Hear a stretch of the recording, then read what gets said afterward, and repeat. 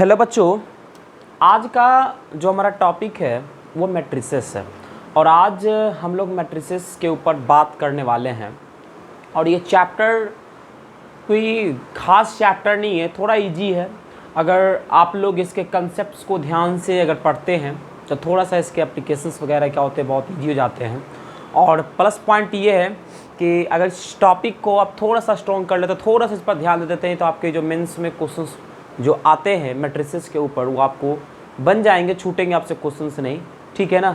और जो बच्चे किसी भी बोर्ड से बिलोंग्स कर रहे होंगे तो उनको कुछ भी डिफ़िकल्टी इस टॉपिक में होने वाला नहीं है।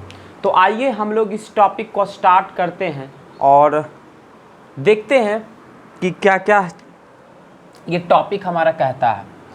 तो आप ये जो मैट्रिसेस देख रहे हैं ना, ये हमारा प्लुरल है मैट्रिक्स का। क्या है? ये प्लुरल है। प्लुरल है किसका? मैट्रिक्स का।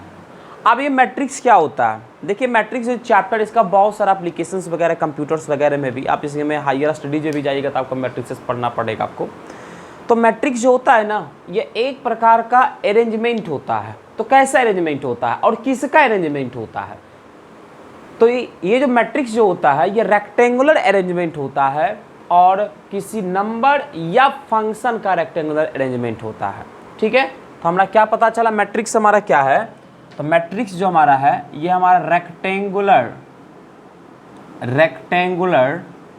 Arrangement of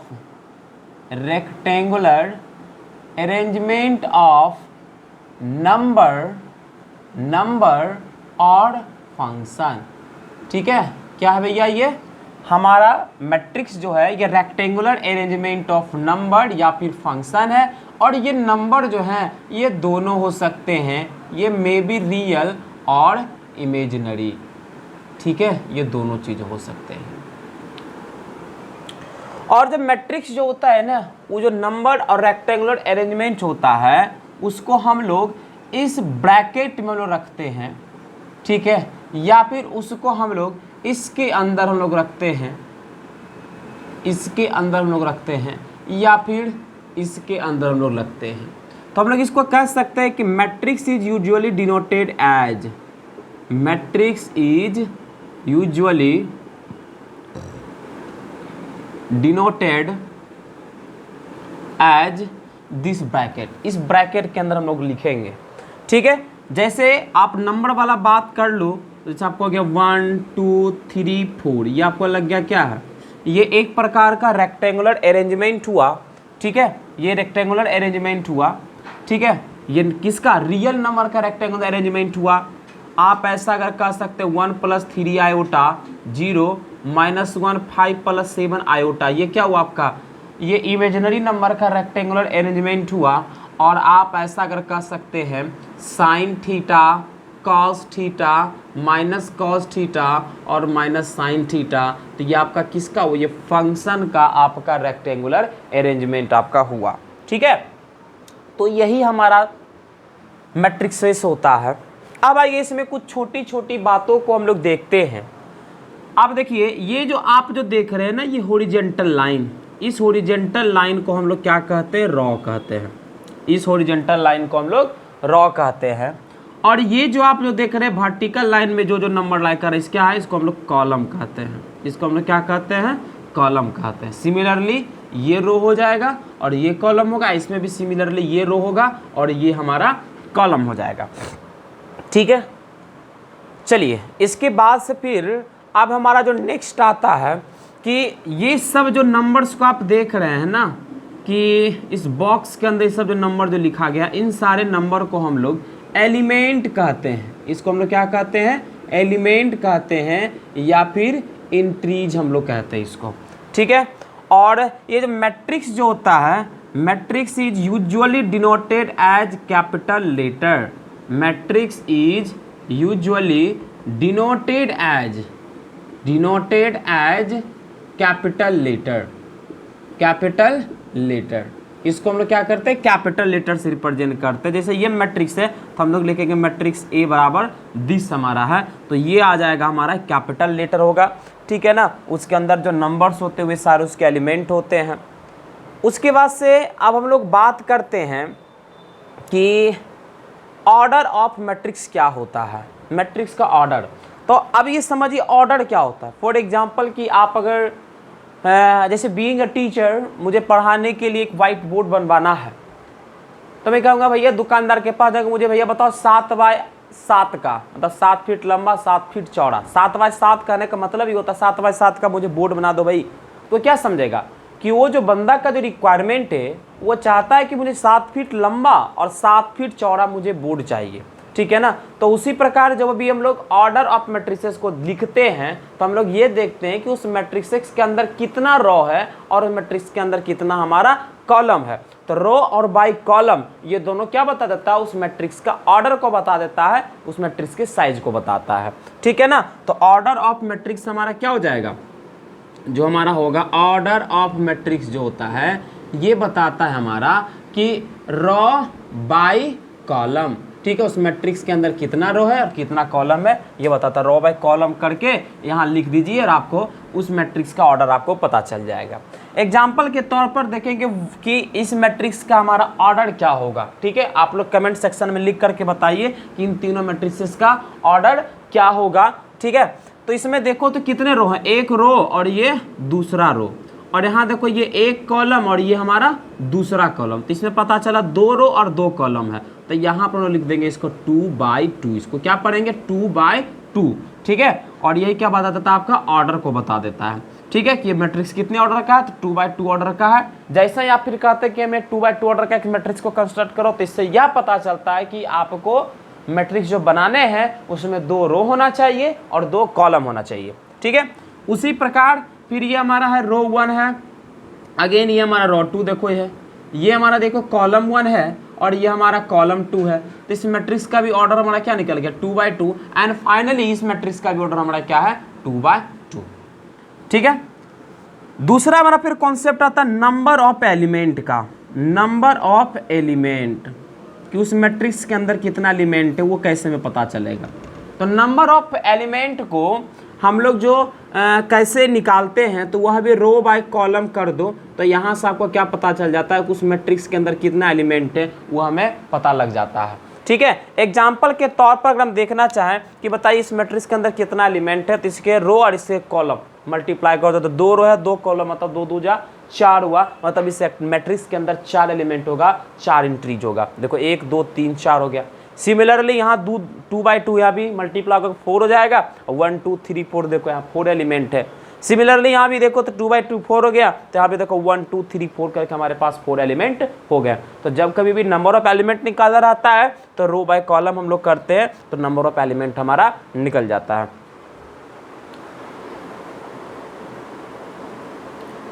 order of matrices के ऊपर अगर कुछ हम सवाल लेना चाहें तो हमारे पास देखो ये पहला क्वेश्चन है और ये हमारा देखो 1 7 3 2 -5 4, ये हमारा है। आप बताइए इसका ऑर्डर क्या होगा, ठीक है। उसी प्रकार फिर ये दूसरा क्वेश्चन आप ले लो, कुछ हमारा गया 3 - 2 5 4 3 7 9 9 8, ये मैट्रिसेस ऑर्डर क्या है। तो इसका पहले बना ये क्वेश्चन नंबर 1 है और ये हमारा क्वेश्चन नंबर 2, इसका बताना पहला का बताइए कि ऑर्डर इसका क्या है, और दूसरा बात बताना इसका नंबर ऑफ एलिमेंट इसके अंदर कितने हैं, ठीक है। और इसमें भी आपको बताना है कि इसका ऑर्डर क्या है और इसका नंबर ऑफ एलिमेंट कितना है, ठीक है। तो ऑर्डर बताने के लिए इसमें चेक करना होगा आपको कि इस मैट्रिक्स में कितना रो है और कितना कॉलम है। अगर वो आप पता कर लेते तो आपको ऑर्डर इजीली निकल जाता है। तो इससे ये पता चला इस मैट्रिक्स के अंदर हमारा देखो ये पहला रो हुआ और ये हमारा दूसरा रो हुआ, ये हमारा पहला कॉलम हुआ और ये हमारा दूसरा कॉलम हुआ और ये हमारा तीसरा कॉलम हुआ। इस मैट्रिक्स के अंदर हमको पता चला 2 रो है और 3 कॉलम है। जब हम लोग ऑर्डर को लिखते हैं तो रो वाले को फर्स्ट पहले लिखते हैं, कॉलम वाले को बाद में लिखते हैं, इसीलिए हमारा जो मैट्रिक्स का ऑर्डर हो जाएगा इसका हमारा क्या हो जाएगा 2/3 हो जाएगा। अब नंबर ऑफ एलिमेंट कितना हो जाएगा, तो 2 3 जा 6 हो गया, तो इसके अंदर नंबर ऑफ एलिमेंट क्या हो जाएगा 6 हो जाएगा। रो बाय कॉलम को मल्टीप्लाई करने के बाद जो नंबर आता है वही ना बताता है उस मैट्रिक्स के अंदर हमारा कितना एलिमेंट है, जैसा कि आप जानते हैं। सिमिलरली अगर इस वाले पार्ट में आते हैं तो इसमें बताइए इसका ऑर्डर क्या है, what are its possible orders. तो इससे पता चला देखो ये हमारा पहला रो है और ये हमारा देखो ये दूसरा रो है और ये हमारा तीसरा रो है। ये देखो हमारा पहला कॉलम है, ये हमारा दूसरा कॉलम है और ये हमारा तीसरा कॉलम है। इस मैट्रिक्स के अंदर हमारा क्या है, 3 रो है और 3 कॉलम है, तो इसका ऑर्डर हमारा क्या हो जाएगा, 3/3 हो जाएगा। अब इस मैट्रिक्स के अंदर एलिमेंट कितने होंगे, तो 3/3 हमारा क्या निकल गया, 9 हो गया। तो इस मैट्रिक्स के अंदर हमारा 9 एलिमेंट होगा। ठीक है, गॉट इट। इसके बाद से फिर हम लोग नेक्स्ट एप्लीकेशन को हम लोग लेते हैं और देखते हैं कि हमारा नेक्स्ट एप्लीकेशन क्या है।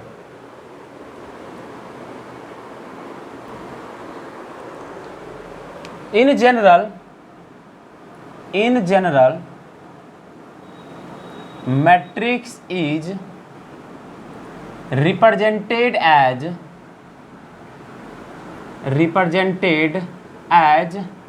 ये हमारा Aij, ये हमारा दे रखा है m/n, Aij m/n, जहाँ पर ये बताता है m/n इसके ऑर्डर को बता देता है कि भैया इसका ऑर्डर क्या होगा।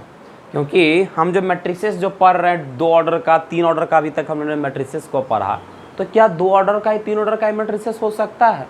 क्या किसी मैट्रिक्स के अंदर 2 रो 2 कॉलम भी हो सकते हैं, 2 रो 3 कॉलम भी हो सकते हैं? तो ऐसा नहीं है भैया, कितना भी रो कितना भी कॉलम हो सकता है। तो हम लोग जनरली मैट्रिसेस हमारा किस प्रकार का होता है उसी को हम लोग देख रहे हैं। ठीक है, तो जहाँ पर इसका m/n बताता ऑर्डर को बताता है और Aij जो आप देख रहे हैं वो एलिमेंट होता है। ठीक है ना, कैसा एलिमेंट को बताता है, जहाँ I बताता है कि ये रो से बिलोंग्स कर रहा है, किस रो से बिलोंग्स कर रहा है, और J बताता आपका किस कॉलम से बिलोंग्स कर रहा है। ठीक है, I क्या बताता है, to which row it belongs. ठीक है, और J ये बताता है to which column it belongs. जैसे इसी को अगर हम थोड़ा एक्सपेंड करें तो हमें ये पता चलता है, देखो I बराबर 1 रखो, J बराबर 1 रखो, तो क्या मिलता है आपका A11 मिलता है। ठीक है, A11, तो ये बता रहा है कि ये पहला रो और पहला कॉलम से एलिमेंट आपका बिलोंग्स करता है। अगर I बराबर 1 रखते हो और J बराबर 2 रखते हो तो आपका होता है A12। ये बताता है कि आप पहला रो और दूसरा कॉलम से एलिमेंट आपका बिलोंग्स कर रहा है। आप अगर I बराबर 1 रखते हो, J बराबर 3 रखते हो, तो इससे ये पता चलता है कि पहला रो और तीसरा कॉलम से बिलोंग्स कर रहे हो। उसी प्रकार आप I बराबर 1 रखते हो, J बराबर n रखते हो, तो आपको पता चलता है कि पहला रो तो है लेकिन nth कॉलम से आप बिलोंग्स कर रहे हो, क्योंकि m/n ऑर्डर बताता है कुछ मैट्रिसेस के अंदर m रोज होंगे और n कॉलम्स होंगे। ठीक है, और फिर हम लोग करते हैं ना कि I बराबर आप क्या रख लो, 2 रख लो और J बराबर 1 रख लो, तो हो जाएगा आपका A21। ये बता रहा है दूसरा रो पहला कॉलम। उसी प्रकार I बराबर 2 रखो, J बराबर 2 रखो, तो होता है दूसरा रो दूसरा कॉलम। I बराबर फिर क्या रखो, 2 रखो, J बराबर 3 रखो, तो दूसरा रो तीसरा कॉलम हो जाएगा। उसी प्रकार आप I बराबर 2 रखो, J बराबर n रखो, तो इससे पता चलता है कि वो एलिमेंट आपका दूसरा रो और nवां कॉलम से आपका बिलोंग्स कर रहा है। और फिर I बराबर आप 3 रखो, J बराबर 1 रखो, I बराबर 3 J बराबर 1 रखो, तो पता चलता है कि जो एलिमेंट होगा ये 3 1 पर लाई कर रहा है, मतलब तीसरा रो और पहला कॉलम पर है। वैसे ही उसी प्रकार आप I बराबर 3 रखो, J बराबर 2 रखो, पता चलता है कि तीसरा रो दूसरा कॉलम से। उसी प्रकार A33 and A3n and so on आपका। फिर ये पता चलता है कि I बराबर m रखो, J बराबर 1 रखो, तो ये पता है mth रो और पहला कॉलम से बिलोंग्स कर रहा है। AM2 ये बता रहा है कि mth रो दूसरा कॉलम से बता रहा है। फिर AM3 mth रो तीसरा कॉलम से बता रहा है। ठीक है ना, उसी प्रकार AMN ये क्या बता रहा है, mth रो और nवां कॉलम से बता रहा है। और यही आपका क्या हो गया कि m/n ऑर्डर का हमारा ये मैट्रिसेस बन करके रेडी हो गया। और यही हमारा जो जनरल जो मैट्रिसेस जो होता है कुछ इसी फॉर्म का हमारा होता है। ठीक है,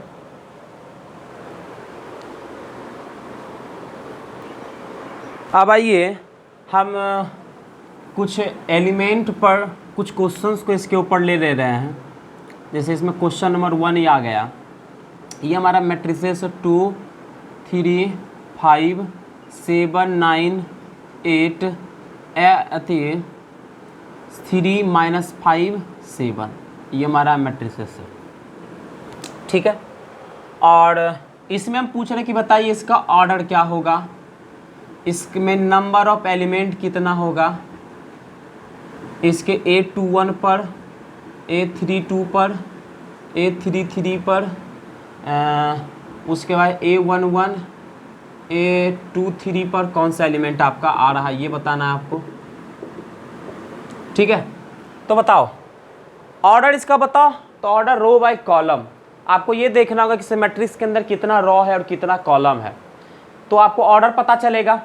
तो हम लोग इस मैट्रिक्स को अगर देखें तो हमारा देखो ये रो 1 हो गया, रो 2 हो गया, रो 3 हो गया, और ये हमारा कॉलम 1 हो गया, हमारा कॉलम 2 हो गया, कॉलम 3 हो गया। इससे ये पता चला इस मैट्रिक्स के अंदर हमारा 2 रो है और 3 कॉलम है, तो इसका जो इस मैट्रिक्स का जो पॉसिबल ऑर्डर जो होगा हमारा क्या हो जाएगा 2/3 हो जाएगा, पहली बात। ठीक है, उसके बाद से कह रहा है इस मैट्रिक्स के अंदर नंबर ऑफ एलिमेंट, इस मैट्रिक्स के अंदर कितना एलिमेंट होगा, तो वो भी हम लोग बता सकते हैं कि रो बाय कॉलम को मल्टीप्लाई कर तो 3 रो 3 कॉलम है। ठीक है, तो 9 एलिमेंट हमारा जो इस मैट्रिक्स के अंदर, चेक भी कर लो, देखो 1 2 3 4 5 6 7 8 9 हमारे इस मैट्रिक्स के अंदर 9 एलिमेंट हो गया। नेक्स्ट क्वेश्चन क्या पूछ रहा है, वो कह रहा है A21 पर कौन सा एलिमेंट होगा। A21 मतलब दूसरा रो और पहला कॉलम पर कौन सा एलिमेंट है, तो दूसरा रो ये हमारा देखो रो 1 है, ये हमारा देखो रो 2 है, ये हमारा रो 3 है, ये हमारा कॉलम 1 है, ये हमारा कॉलम 2, ये हमारा कॉलम 3 है। तो दूसरा रो हमारा ये वाला रो हो गया। अब पहला कॉलम, तो पहला कॉलम ये वाला हमारा हो गया। तो कौन सा एलिमेंट है यहाँ पर हमारा 7 है।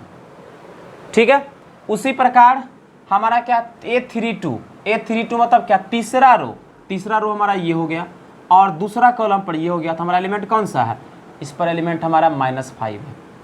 उसी प्रकार हमारा A33 क्या बता रहा, तीसरा रो हमारा कौन सा हो गया, ये हो गया, और तीसरा कॉलम ये हो गया। तो तीसरा रो और तीसरा कॉलम पर हमारा कौन सा एलिमेंट है, ये एलिमेंट है, तीसरा रो तीसरा कॉलम पर, तो 7 हमारा हो गया। उसी प्रकार A11 पर पहला रो और पहला कॉलम पर ये एलिमेंट है, तो आपका क्या हो गया 2 हो गया। A23 दूसरा रो तो ये वाला, और तीसरा कॉलम तो ये वाला, तो दूसरा रो और तीसरा कॉलम बिलोंग्स करने वाला एलिमेंट हमारा क्या है 8 है, तो हमारा क्या हो गया 8 हो गया। तो आप इस तरह से और सारे भी क्वेश्चंस कर सकते हैं, ये बहुत ही इजी कंसेप्ट था।